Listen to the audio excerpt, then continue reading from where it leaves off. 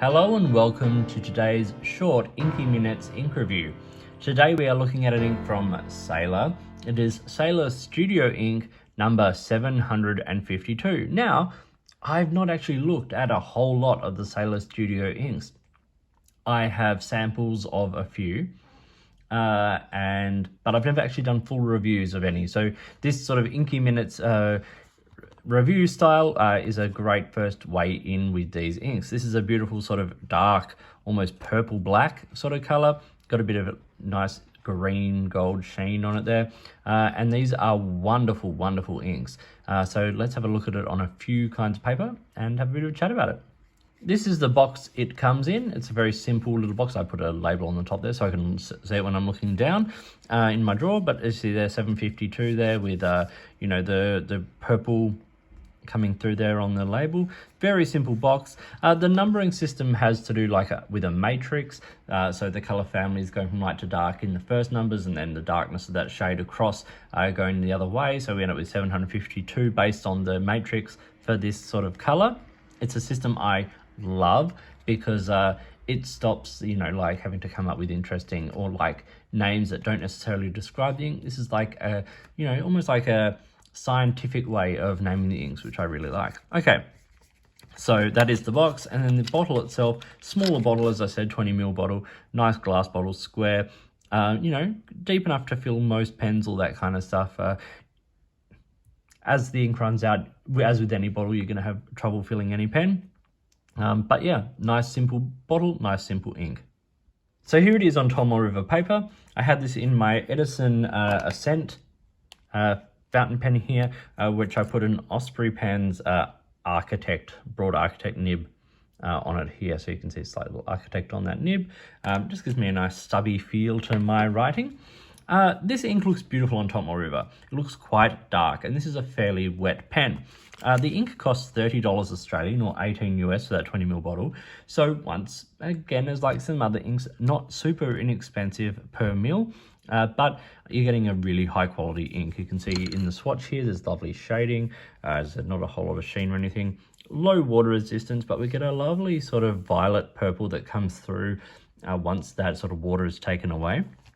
But performs well, looks great, and as you would expect from Sailor, super safe for fountain pens.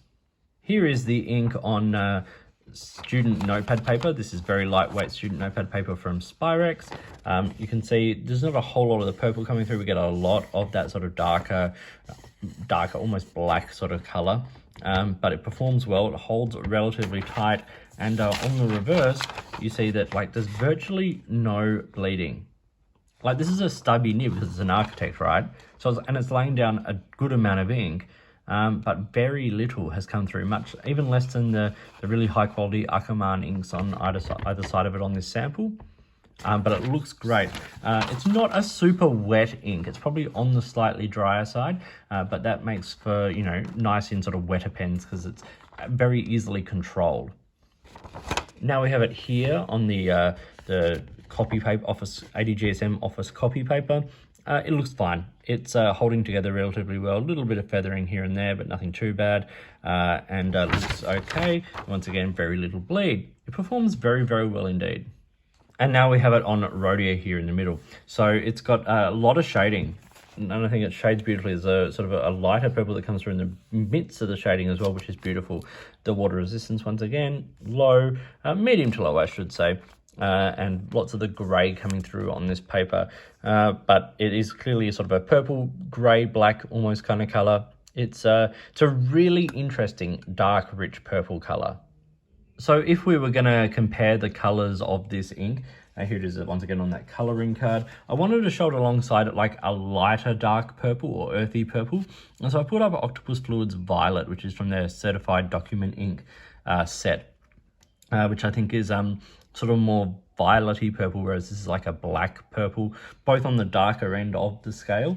And then I've brought here Robert Oster Barossa Grape, which is a wonderful, wonderful ink, which leans just a little bit more blue-grey than the purple-grey of Sailor 752. All three beautiful inks and great colours, but that Sailor just has something about it that makes it really sort of pop on the page in a very nice way. So it surprises me it took me this long to get to review a Sailor Studio ink. And I will be reviewing many, many more of these. I think they're absolutely great. This one is no exception. I give this pushes that 4.5 and up kind of score for me. Yes, low water resistance, but things are still made, you can still make out what was there. You're not losing absolutely everything. Great color shade, nice shade, no sheen or shimmer. Well, not a whole lot of sheen. There's a little bit of sort of a glow of that green sheen on there, but not, nothing that is particularly exciting. But great performance, decent value, easily accessible now. They're becoming more and more accessible. Lots of retailers sell these worldwide. At 30 Australian, it is on the pricier end for 20 mils, but you can certainly spend a whole lot more with other brands.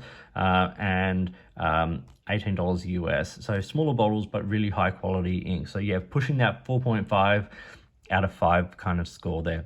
So Sailor Ink Studio number 752.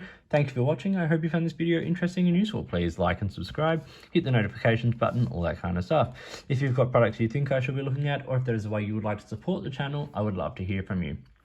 In the meantime, enjoy your inks, enjoy writing, and I'll talk to you soon.